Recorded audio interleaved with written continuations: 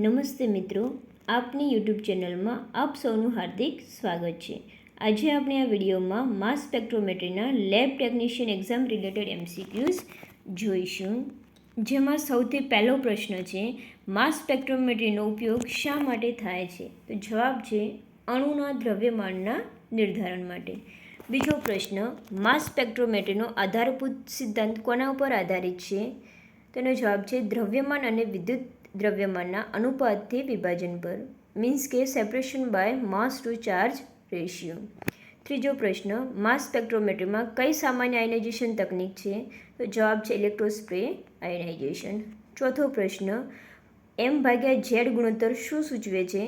તો જવાબ છે દ્રવ્યમાન ભાગ્યા વિદ્યુત દ્રવ્યમાન, મીન્સ કે માસ ભાગ્યા ચાર્જ.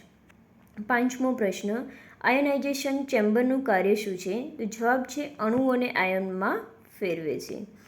છઠ્ઠો પ્રશ્ન, માસ સ્પેક્ટ્રોમેટ્રીમાં વેક્યુમ સિસ્ટમનો હેતુ શું હોય છે? તો જવાબ છે આયન અને હવાના અણુઓ વચ્ચે અથડામણ અટકાવવી. સાતમો પ્રશ્ન, માસ સ્પેક્ટ્રમમાં પીકની સાપેક્ષ તીવ્રતા શું નક્કી કરવામાં મદદ કરે છે? જવાબ છે આઇસોટોપનો અનુપાત.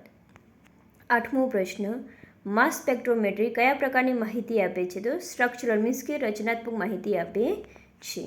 નવમો પ્રશ્ન, માસ સ્પેક્ટ્રોમીટરમાં કયો ઘટક આયનને વેગ આપે છે? જવાબ છે ઇલેક્ટ્રિક ફિલ્ડ, મીન્સ કે વિદ્યુત ક્ષેત્ર. માસ સ્પેક્ટ્રોમેટ્રીમાં ફ્રેગમેન્ટેશન શું છે? તો માસ સ્પેક્ટ્રોમેટ્રીમાં ફ્રેગમેન્ટેશન એટલે મોલેક્યુલર આયનનો નાના આયનમાં વિઘટન. 11મો પ્રશ્ન, કઈ આયનાઇઝેશન તકનીકમાં લેસરનો ઉપયોગ થાય છે? તો જે આયનાઇઝેશન તકનીકમાં લેસરનો ઉપયોગ થાય છે એનું નામ છે MALDI, મીન્સ કે મેટ્રિક્સ અસિસ્ટેડ લેસર ડિસોપ્શન આયનાઇઝેશન. 12મો પ્રશ્ન, માસ સ્પેક્ટ્રોમીટરમાં કયો ભાગ આયન ઉત્પન્ન કરે છે? તો જવાબ છે આયન સ્ત્રોત. 13મો પ્રશ્ન, પ્રોટિયોમેટ્રિક્સમાં MS, મીન્સ કે માસ સ્પેક્ટ્રોમેટ્રીનો મુખ્ય ઉપયોગ શું છે? તો જવાબ છે પ્રોટીન અનુક્રમ નક્કી કરવો. 14મો પ્રશ્ન, માસ સ્પેક્ટ્રોમીટરમાં કયો ઘટક આયન શોધે છે? તો જવાબ આવશે ડિટેક્ટર. 15મો પ્રશ્ન, કઈ આયોનાઇઝેશન પદ્ધતિ નરમ છે અને ઓછું વિઘટન કરે છે? તો જવાબ છે ESI, નું ફૂલ ફોર્મ થશે ઇલેક્ટ્રોસ્પ્રે આયોનાઇઝેશન.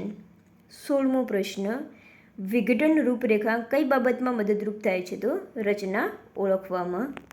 17મો પ્રશ્ન, બાયોલોજિકલ વિશ્લેષણમાં MS, મીન્સ કે માસ સ્પેક્ટ્રોમેટ્રી સાથે સામાન્ય રીતે કઈ પદ્ધતિ જોડાય છે? તો જવાબ આવશે HPLC. એનું ફૂલ ફોર્મ છે હાઈ પરફોર્મન્સ લિક્વિડ ક્રોમેટોગ્રાફી. 18મો પ્રશ્ન, MALDI, MS, મીન્સ કે MALDI અને માસ સ્પેક્ટ્રોમેટ્રી દ્વારા કયા પ્રકારના નમૂનાનું વિશ્લેષણ કરી શકાય છે? તો પ્રોટીન્સનું. 19મો પ્રશ્ન, MSમાં, મીન્સ કે માસ સ્પેક્ટ્રોમેટ્રીમાં સિગ્નલની તીવ્રતા શેના માટે અનુરૂપ હોય છે? તો આયનની સાંદ્રતા માટે. અને છેલ્લો પ્રશ્ન, માસ સ્પેક્ટ્રોમેટ્રીમાં રિઝોલ્યુશન શબ્દ શેનું વર્ણન કરે છે? તો જવાબ છે સમાન દ્રવ્યમાન વચ્ચે ભેદ કરવાની ક્ષમતા.